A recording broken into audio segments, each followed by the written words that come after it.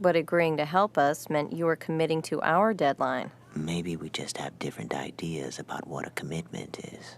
I suppose we do. Hey, hello, how do you do? Shady Doorags here. I did it, lads and ladies. I've made my way through the show that is Daria. Seen every episode, seen every movie, and now I have all the context I could ever want.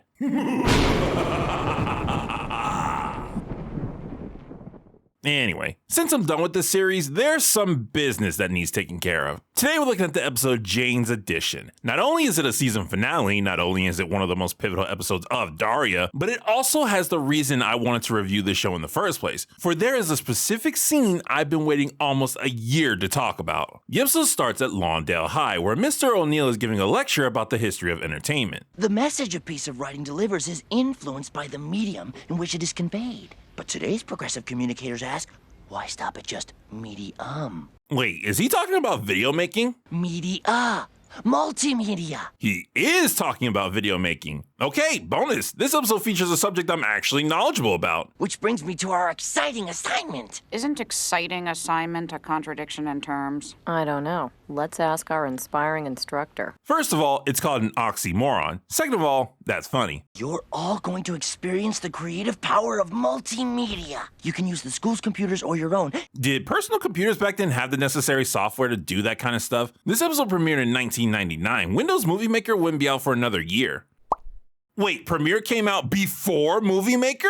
Well, holy dodongos, I take back what I said. I apparently don't know jack about multimedia. Mr. O'Neill expects Jane, the artist, to be ecstatic about the project. Jane, however, is less than enthused. In fact, may I go to the girls' room and down some tranquilizers? Have you considered homeopathy? I'm gonna stick with guys for now, but thanks for asking. Okay, I can't show every joke, but you guys get it, right? As per usual with Daria, this episode is chock full of great comedy. Jane and Daria discuss the multimedia project on their way home, with Jane hoping Daria can help her get a good grade so she doesn't have to repeat the course. Come on, this is gonna be fun. You doing words, me pictures. It's exciting. Oh yeah, very exciting. Not gonna lie, that does sound great. Like, I get it, Daria's not a social person, but she likes Jane, she likes writing, and she has to do the project anyway. Might as well do it with Jane to lighten the load and make it fun. I do, however, like that Daria is being resistant, despite her having little reason to be, because she is the type of person to resist changing the status quo in her personal life. Even if she's used to hanging out with Jane, she's more used to doing projects on her own. I also like that Jane is opposite in this regard. She looks for exciting opportunities, even if she's doing something she doesn't like. So it makes sense that she's good at persuading Daria to step outside her comfort zone, and this time around, Jane does it by sweetening the deal. If one lane isn't enough to hook Daria, maybe two will be. Come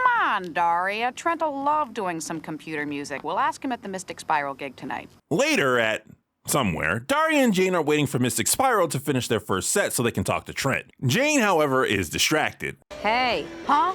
Sorry. That guy keeps looking at me. Yeah, I can see you're upset about that. I can see what's happening. What? Daria heads to the bathroom, giving Mystery Boy an opportunity to make his move on Jane. The singer's my brother. Are you a singer too? Old MacDonald had a farm, E-I-E-I-O.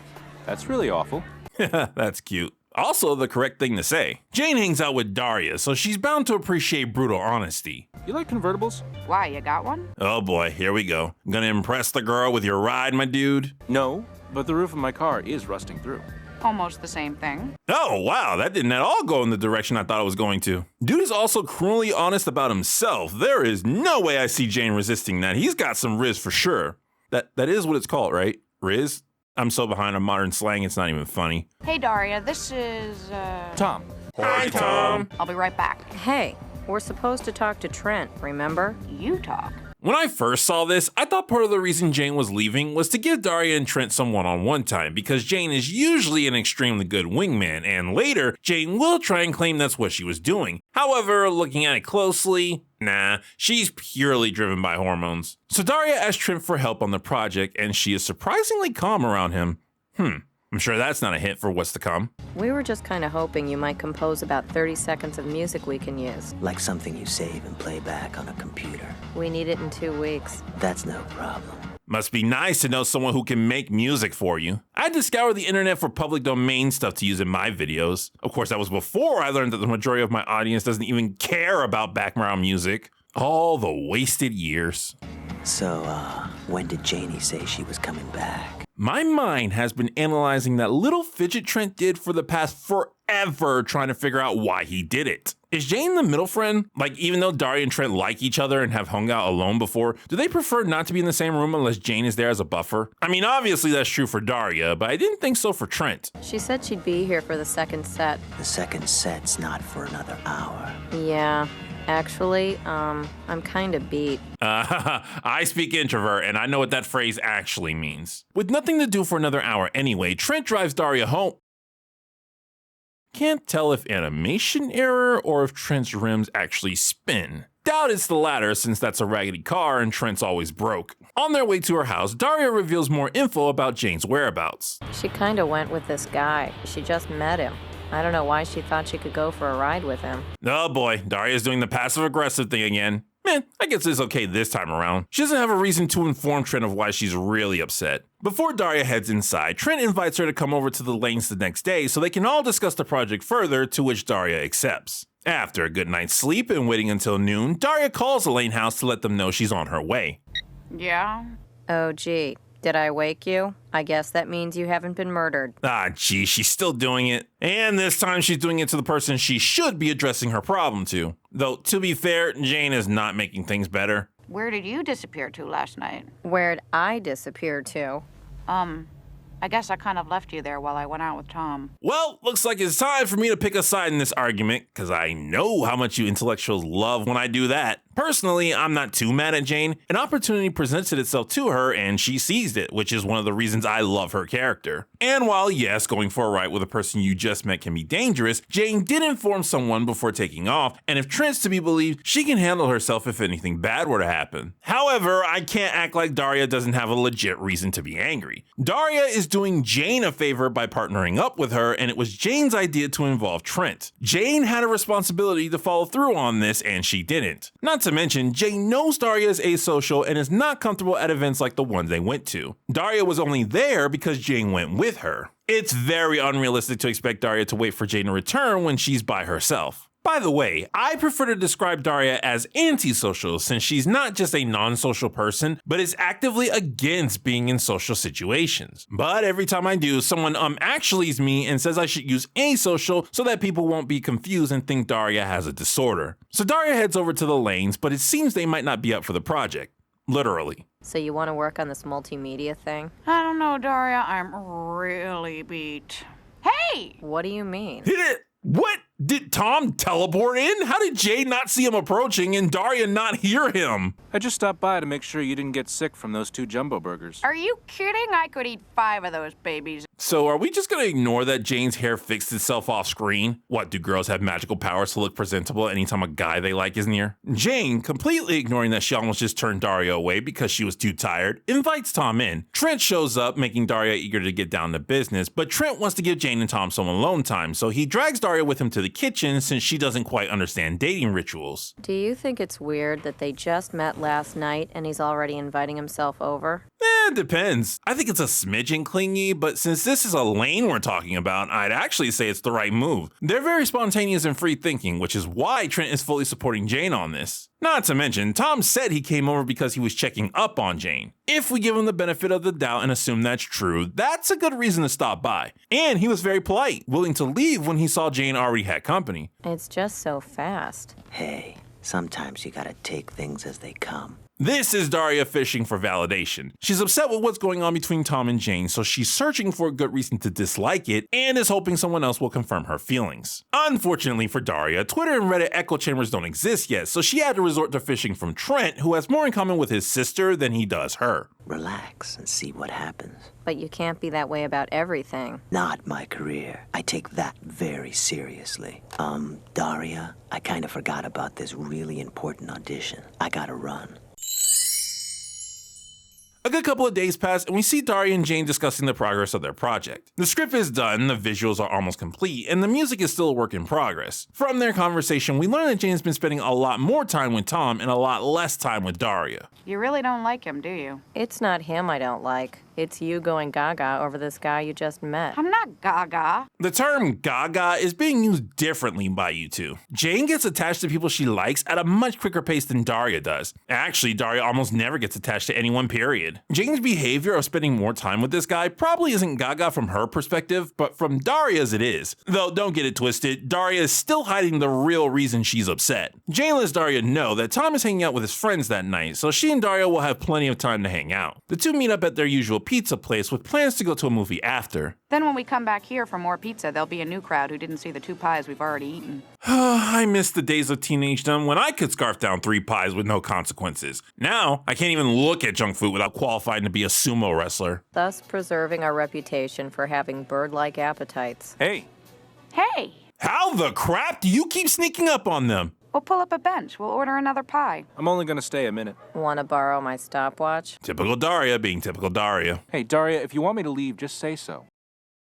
I'm sorry. Was that a direct and appropriate retort to Daria's rudeness? I thought we were going to see a movie. What movie? It's called The Big Chick Movie that appeals only to girls. Hey, Daria, did I say I wanted to go to the movie with you? I am shocked. I mean, usually only Helen gives Daria this type of feedback. I don't see how anyone could resist an evening with you. But just on a crazy whim, I think I'll go home and watch TV by myself. Oh, goodness, thank you! Holy dongles, that was cathartic. Okay, look, I think I made it clear that I like Daria. She's very entertaining, but good golly, oh Molly, is she unnecessarily antagonistic. The girl is constantly saying impolite things that she knows will tick people off. But almost everyone is either too dumb to realize what she's saying or too reserved and polite to give her feedback on the same level. Tom is one of the few people I've seen who just flat out tells her that she's unpleasant and he doesn't have to take it. Probably because he's just as brutally honest as she is. And before anyone gets angry at me, the show is very much aware that Daria is this way. It's one of her main character flaws that's been pointed out in various episodes. It's just that you see her talk to people like this without getting a realistic response way too many times. Tom is really a breath of fresh air to those who want Daria to face consequences. Oh, and we're not even done, because this time around, even Jane's not tolerating what Daria just said. Are you trying to get into the obnoxious Hall of Fame or something? Go ahead. Go after him.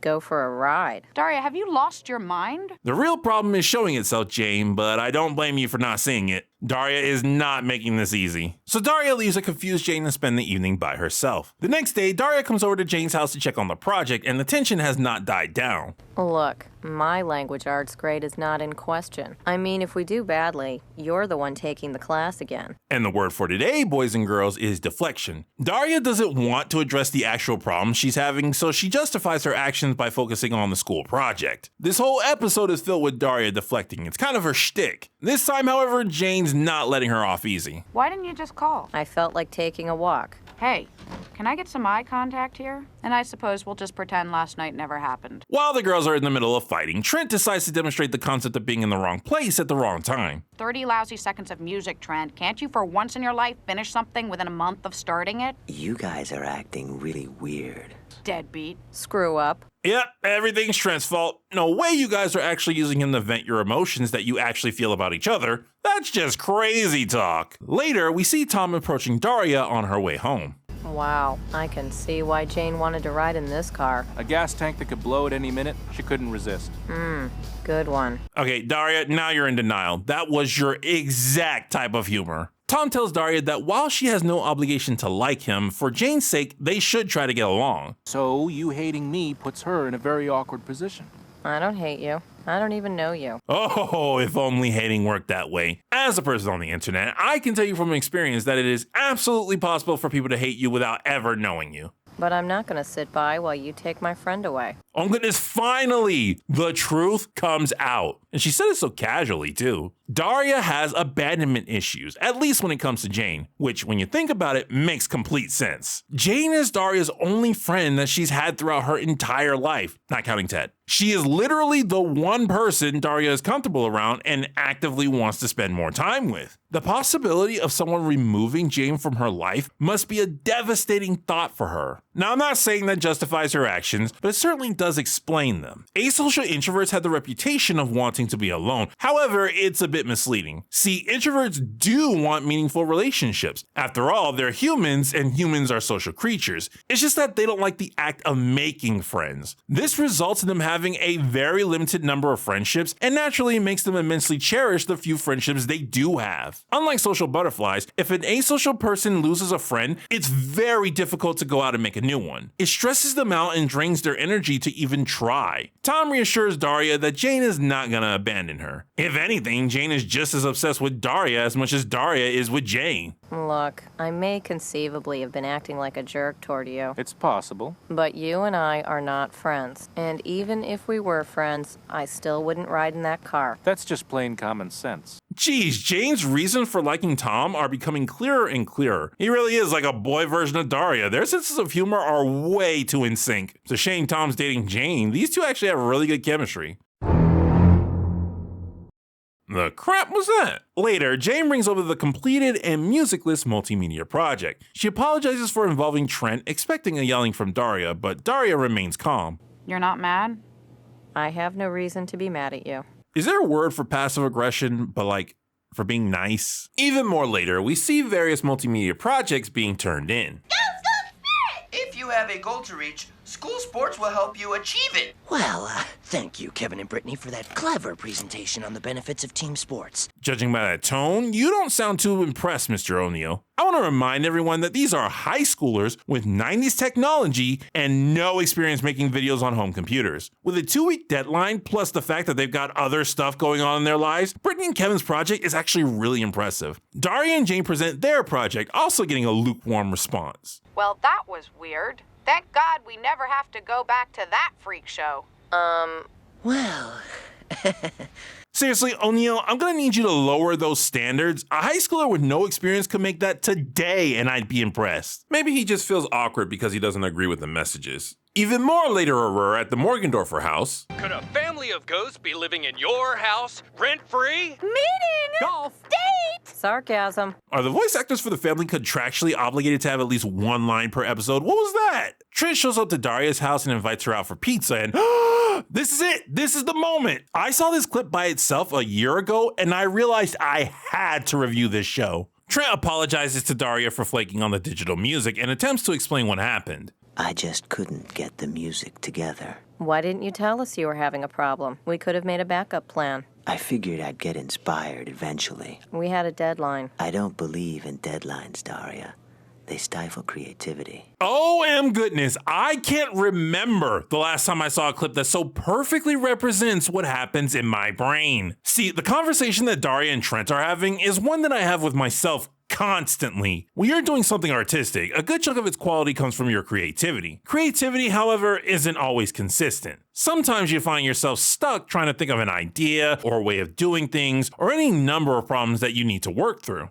And you're trying to find an opening line or a brilliant idea and you're pacing the floor. I talked about this before when it comes to me and making videos. Quite frequently, they take longer than I like to make because I'm not always in a creative mindset. And if I'm not in a creative mindset, I can't think of quality scripts. Or maybe I can, but I'm having trouble discerning their value. But guess what? Deadlines don't care if you can get yourself into the groove or not. But Shady, you're an entrepreneur with no boss. Don't you have unlimited time to finish your projects? Sure, but being your own boss doesn't mean you don't have deadlines. It just means that you decide when those deadlines are. And you better come up with something to meet those deadlines or else opportunities are gonna pass you by. In my line of work, for example, go too long between posting videos and that algorithm is not gonna be as friendly to you as it could be. So in the end, you have to make a choice. Do you release whatever you can to keep the deadline and seize your opportunity, or do you postpone it, hoping that creative spark will come soon enough and the finished product will be worth it? Now, in regards to Daria and Trent's case specifically, I'm definitely siding with Daria here. Trent was working for other people. It doesn't matter how he personally feels, he committed himself to their timetable and should have communicated with them that he couldn't meet it. But while he was in the wrong, at the same time, I am empathetic to his perspective. I guess it wasn't such a great idea for us to get together on this. No, I guess there was no way it could have worked out. Oh yeah, that's right. This moment was also where the ship of Trent and Daria officially died. Daria has gotten over her crush of Trent 1 or 2 times before, but this time she can see that they're just not compatible. And honestly, I don't think her romantic feelings were necessarily one-sided. It's too bad, Daria. I always kind of felt you understood the way I think. Trent has also said in the past that if Daria were older, he'd definitely ask her out. Of course, in today's age, you can't put something like that in a show without being accused of the G word. Point being, there's quite a bit of evidence to suggest Trent did have feelings for Daria that he's letting go of, the same way she's letting go of her feelings for him. See you around. See ya. See that? That's the kiss you give when it's over. The episode ends with Jane inviting Daria to have pizza with her and Tom, and Daria doesn't throw a hissy fit this time. And that was Jane's addition. Such a great episode. As I've said in the past, this show needs to test Daria's outlook on life, and here they do it in a very natural way. I absolutely believe Daria would be overprotective of her friendship with Jane, and be hostile to anyone who threatens it, regardless if that person deserved it or not. And unlike some other episodes, they recognize she's not justified in her behavior. It felt so good to see Tom give proper pushback and not let Daria just walk all over him. Not to mention there's also the conversation on multimedia, my field of study, and the struggle between creativity and commitment. What really shocked me though was that Jane didn't break up with Tom before the episode ended. Normally I'd expect that from a show that likes its status quo, but this was the season 3 finale, and if you know the show, you know that season 4 makes it so the status quo is not as sacred as it used to be. Thankfully though, Jane at least found a decent guy with a good head on his shoulders to be her boyfriend, and now that Daria's hangups have been dealt with, considering she has so much in common with Tom, things should flow nice and smoothly. Previously on Shady Doorags. The next scene shows Daria and her boyfriend. Daria and her boyfriend. Daria and her boyfriend. Yep, nice and smoothly. This has been Shady Doorags. So long. Farewell. Auf Wiedersehen. Goodbye.